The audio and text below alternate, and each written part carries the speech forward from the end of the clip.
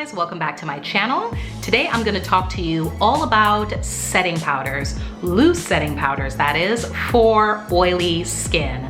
Loose setting powders are my #1 go-to when it comes to setting my foundation. I've moved away from pressed powders. Pressed powders is something I'm going to use on the go, something that's easy to throw into my bag and do touch-ups when I'm outside of the house. But upon initial application of my makeup, I'm always gonna set with a loose powder. And I have several here that I'm gonna talk to you guys about that I feel are fantastic for oily skin. So let's get right into it. First, I'm gonna talk about a brand that I don't hear a lot of people talking about, but I heard about this product from a makeup artist that I follow on Instagram, and I really fell in love with this powder, and it is from Graftobian, that is the brand. And this is one of their powders that is called their LuxeCashmere HD Setting Powder. That is the name. And the shade that I have is Banana Creme Pie, and of course the name would suggest that it is a yellow toned powder, and it is. That is what it looks like there. I hope my camera is focusing, and it is very much reminiscent of the ever popular Ben Nye banana powder, which I'm also going to talk to you about, but it is much more finely milled, beautifully finely milled powder. And that is really the key to preventing that cakey look.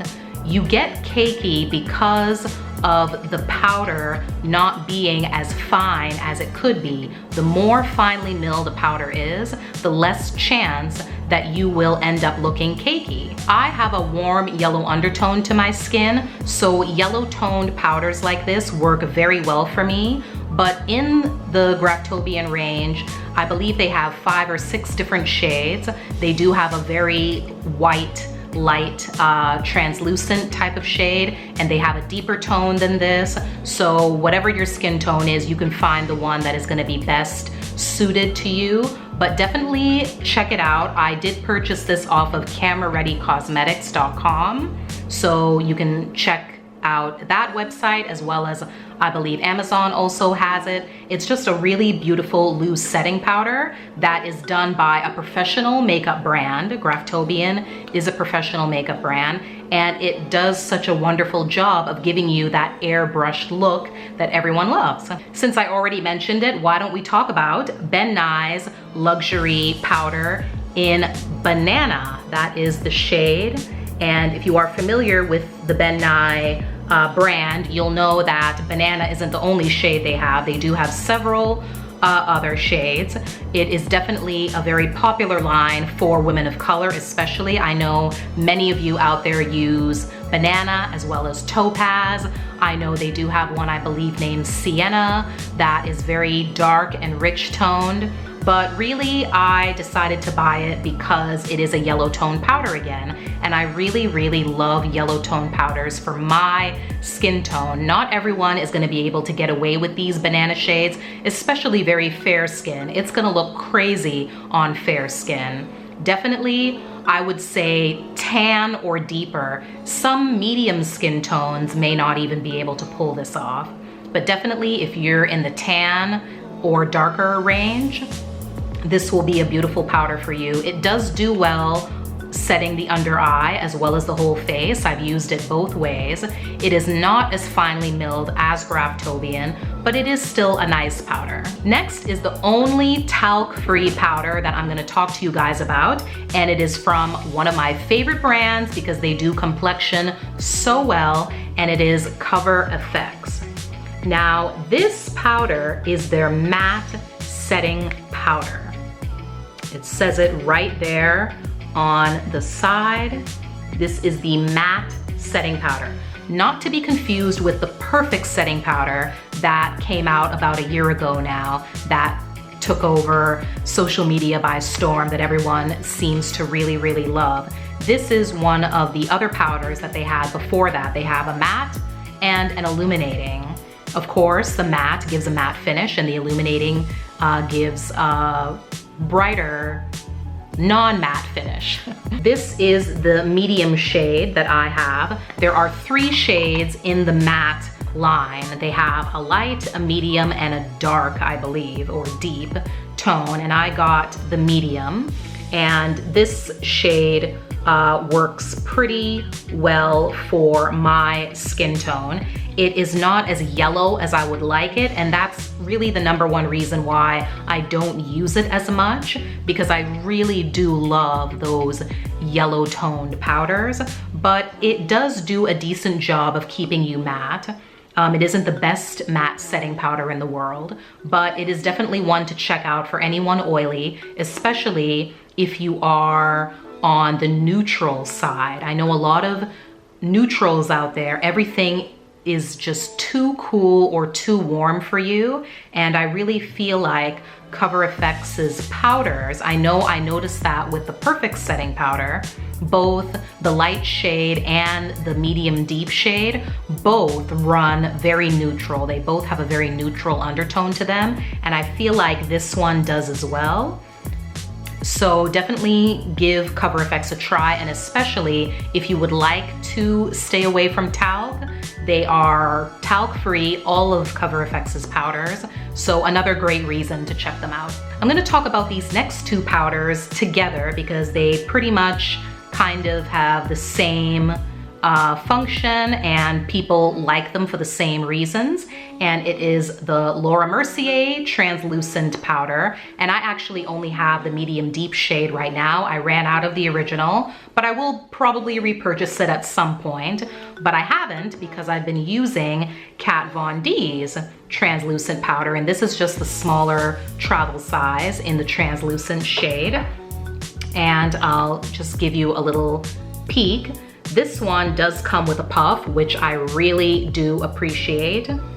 Many powders do not come with puffs, and you can see the star-shaped holes there. A nice little detail that Kat Von D included in her powder. And the differences between these 2 powders that I know many of you are gonna wanna know is that Kat's has a little bit more of that finely milled sheen to it. It's not a glitter, it's just those little reflective particles that some setting powders do have. Kat's has much more than Laura's. If you look very closely at Laura's powder, you can see it a little bit. You're not gonna be able to see it in the camera. This is the medium deep shade, but Kat's has much more of those light reflecting particles, and also she does claim that the technology that went into the formulation of this prevents it from looking dry and tight and giving your face that dull look that I know a lot of people have complained that the Laura Mercier does to them. For me, as long as I use the most minimal amount, I don't find that to be an issue. And again, I have oily skin, and Laura Mercier does recommend her translucent loose setting powder to be most beneficial to normal, for normal to oilier skins. So all of you dry people out there, you need to use the smallest amount. The more you use, the more dry and dull of an appearance it's gonna give you. But I do like both of these powders. They both function the same way, but if you are very concerned about especially the under eye area looking dry, Kat's is definitely the one to go. It's not going to give you as much of a dry appearance, especially too if you do like to bake. Kat Von D's is the better one to go with rather than Laura. Laura will definitely make you look quite dry, but they're both fantastic powders. They both give a very flawless look to the skin. Laura's a little bit more, I have to say, and that is why I choose to have both the medium deep and the original shade. The medium deep on its own is a little too dark for me, but I have it and I will use it to mix with the original shade. And yes, it's an extra step that nobody wants to do, but I'm willing to do it because the formulation is just that incredible. It is a really, really amazingly fantastic formulated powder, and the cult following that it's created is well deserved. It is gorgeous. I saved the most expensive powder in my collection and also the newest addition to my collection for last, and it is from YSL, and I am very happy that I finally have this powder now, and it is the Souffle d'Eclat powder, and I have mine in the shade number 3. There are 4 shades in total, and of course number 1 is the lightest, and it goes up in depth from there, so I decided to get number 3. And again, it has those light reflecting particles in it. It does not give your skin a dry, lifeless, dull look like many other powders do. You can really pack it on because it is so finely middled that it's just going to glide over your skin and not stick to any wet patches. It's not gonna build up in one area more than another. It goes on beautifully. It sets the under eye beautifully. It's just a really fantastic powder that I know a lot of pro makeup artists love, and that was the main reason why I decided to finally purchase it, because I know it's a huge love of a lot of pros, and I can see why. It is definitely one of the most amazing powders I've ever used. Do I feel like it's an essential for everyone? Not necessarily. Laura is much cheaper, as well as Kat Von D. And I think those are fantastic setting powders as well.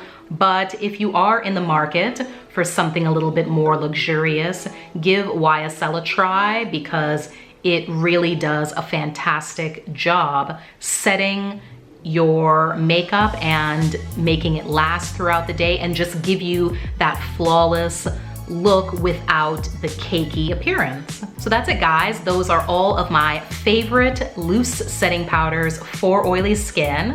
Please do give me a thumbs up if you enjoyed the video, and let me know down below in the comments some of your favorite loose, emphasis on loose, because you guys know that I encourage you to set your foundation with a loose powder and take a pressed compact with you throughout the day to do touch-ups. If you've always been the type to set your foundation with a compact, try switching over to loose, and I will bet you some good money that you will see a much better finish to your makeup, and you'll have it lasting longer and just a more flawless, even appearance. Loose is the way to go. So let me know about your favorite loose powders.